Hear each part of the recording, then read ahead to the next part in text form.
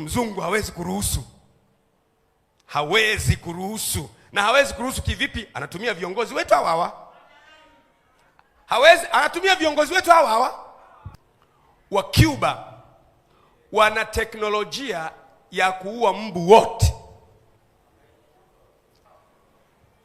Sasa Rais Kikwete mwanzoni akawaomba waje wajenge kiwanda hapa. Wamejenga kiwanda, kiko hapa, kiko Bagamoyo hapa, wilaya ya Bagamoyo. Hii njia ya kwenda Chalinze hapa katikati kikubwa.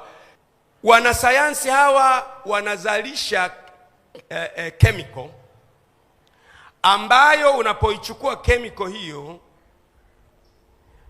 unakwenda kuimwaga mahala popote kwenye maji, haina madhara. Hiyo chemical ni chakula cha mbu. Mbu wanapenda kula, wakiona tu ni kama ambavyo unamuona sisimizi anawahi asali. Mbu wanaenda pale, wakila wanakufa, wanaisha wote. Nchi zingine zote duniani zimetumia maarifa hayo kuondoa kabisa malaria, kuwaua mbu wote. Kiwanda kiko hapa, sio kwamba ni cha jana, kinaingia sasa hivi miaka kama 15. Kipo hapa.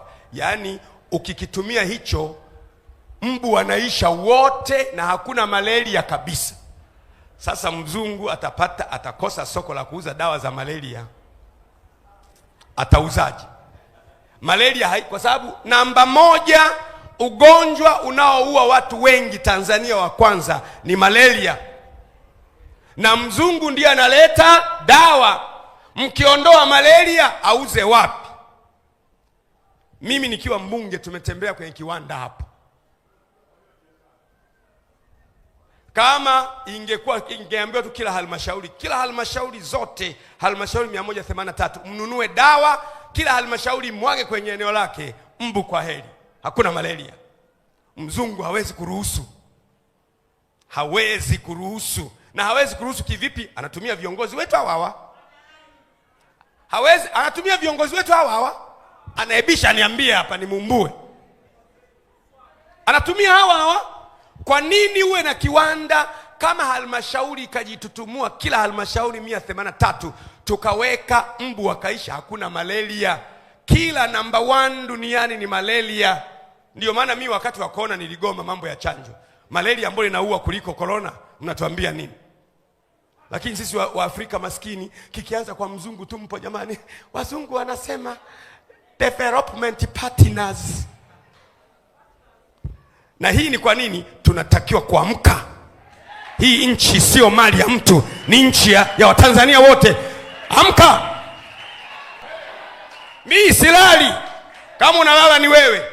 Kwa hiyo unaweza kufuta malaria kabisa. Yaani kiwanda kiko hapa. Na sasa hivi hawa wenye kiwanda wana export dawa hapa, sisi hatununui. Wanakuja kuchukua mataifa mengine, wanafuta malaria kwenye mataifa zao, wanachukua kwetu, wanaenda wanafuta malaria kwenye mataifa yao kutokea kwetu hapa. Kuna kanuni ya kipaumbele, the principle of priority. Hebu sema principle of priority. Kanuni ya kipaumbele iko hivi: una mambo mengi lakini resources unazo chache.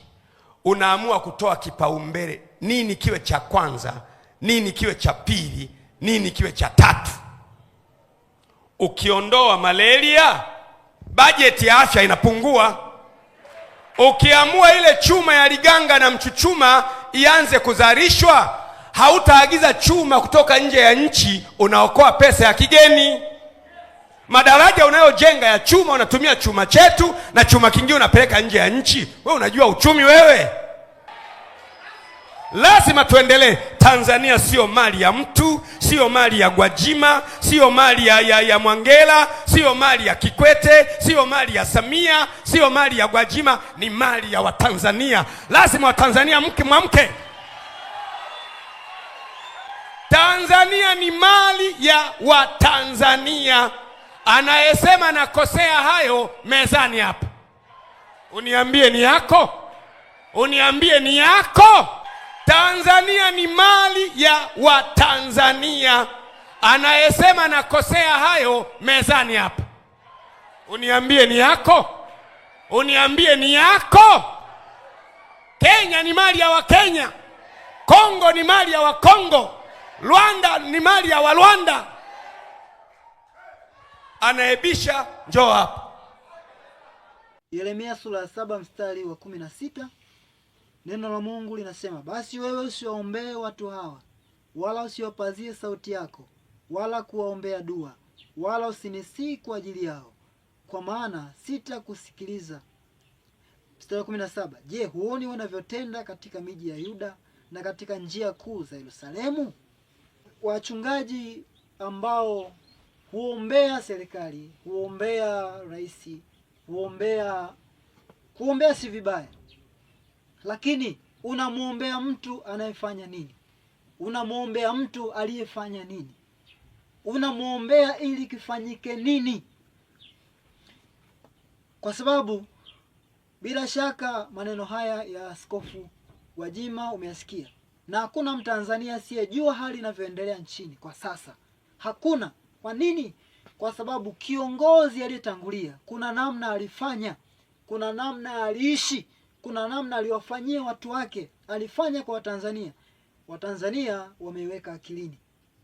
Watanzania tunaikumbuka hiyo. Tunakumbuka kiongozi bora anatakiwa afanye nini?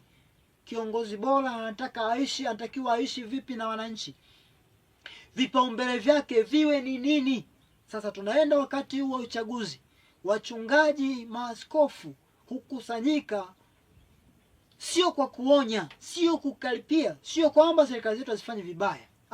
Na sio kwamba wao hawaoni, wanaona, lakini wanaogopa kusema mabaya yanayofanyika. Wao huombea, huombea kwamba mfano wa maneno hayo wengine wasema kwamba 5 tena kwa mama na upiga mwingi. Mimi sipingi hilo, sipingi. Lakini lini uliwahi kuonya kibaya kilichofanyika? Watu hawa wanaotekwa, wanaolia ndugu zao, watu wanaodhulumiwa mali. Mfano tu huyu mama hapo amezulumiwa mali. Hii familia hapo inalia, wamezulumiwa. Sasa hivi mitandaoni taarifa za vifo, huyu kamuua, huyu kamkatakata mwenzie, huyu kafanya hiki, huyu kafanya hiki. Wachungaji hatuwaoni kuyaonya hayo, kuyakemea hayo, hatuwaoni, lakini tunawaona kwenye maneno ya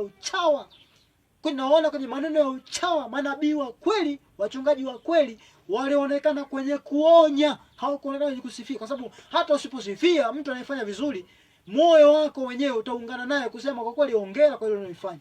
Lakini kusifia uovu, usipoonekana kwenye kuonya, manake unasifia, manake na wewe ni mmoja wapo wa hilo. Sasa hapana.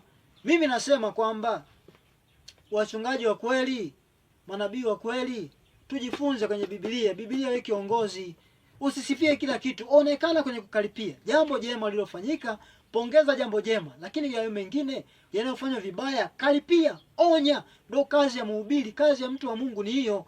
Kazi ya mtu wa Mungu ni kuonya mabaya. Ni kuonya, kusema mbele kuna shimo, mbele kuna daraja, mbele punguza mwendo, mbele kuna daraja. Lakini ya kusema 5 haikutakiwa yawe maneno ya watu wa Mungu hayo. Haikutakiwa yawe maneno ya watu wa Mungu hayo. Mimi niseme watu wa Mungu wa kweli takiwa kuonya, kukaripia, kuonyesha wapi pabovu, wapi pana ubaya. Na kwa maneno haya ya Askofu Gwajima mimi nimeelewa sana. Kwa sababu haiwezekani, kumbe dawa zipo, uwezekano kuondoa malaria kabisa upo. Lakini wazungu wanufaike na nchi yetu. Lakini haya tunapohubiri tukishika na Biblia utasikia acha siasa. Hii sio siasa. Haya ni wewe ukiwa salama, hata wewe Mungu utamwabudu. Wewe usipokuwa salama, kila siku ndugu zako wanaumwa, manake hautafanya maendeleo.